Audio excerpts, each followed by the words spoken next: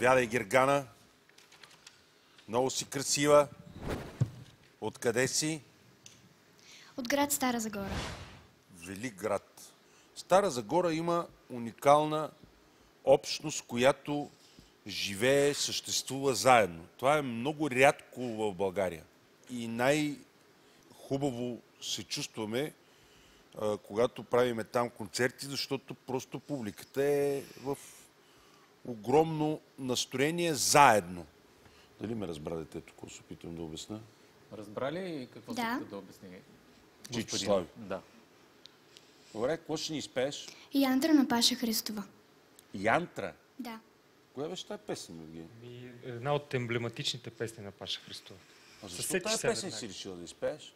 Ами, тя ми харесва и мисля, че мога да се представя добре с нея. Много хубав отговор. Айде да чуем тази песен.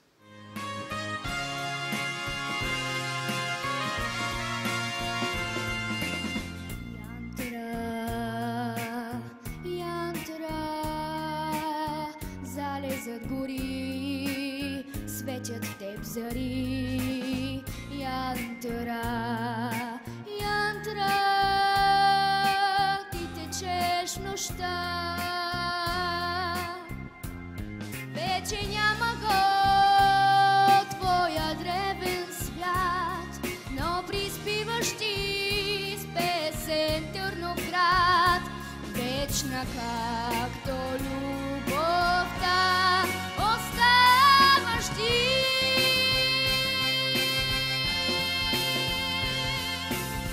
Янтра, янтра, в твоя стръмен бряг стихва синкав мрак.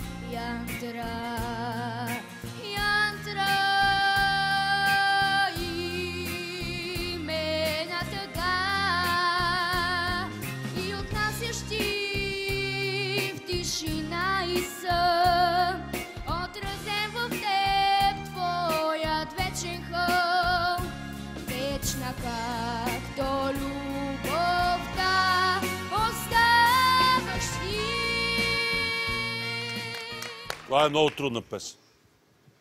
Много трудна песен. Имам предвид, изказвам го с аплодисменти към тебе и с уважение към това, че тя е много трудна за пеене.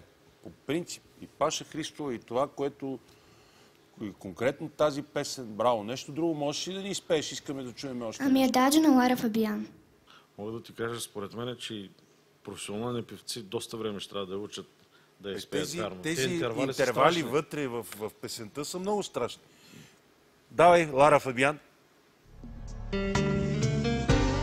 Ено ти сен забеле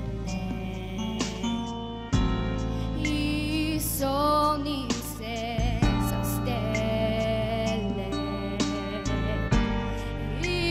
Immagini del tuo viso che passano all'improvviso, mi fanno sperare ancora che ti troverò adagio. Chiudo gli occhi, vedo te, trovo il cammino che mi porta via dall'agonia.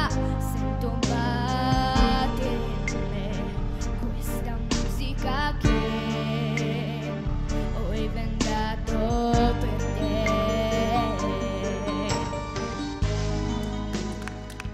Браво. Благодаря ти, хубавице. Много си талантлива. Желая ти весели празници.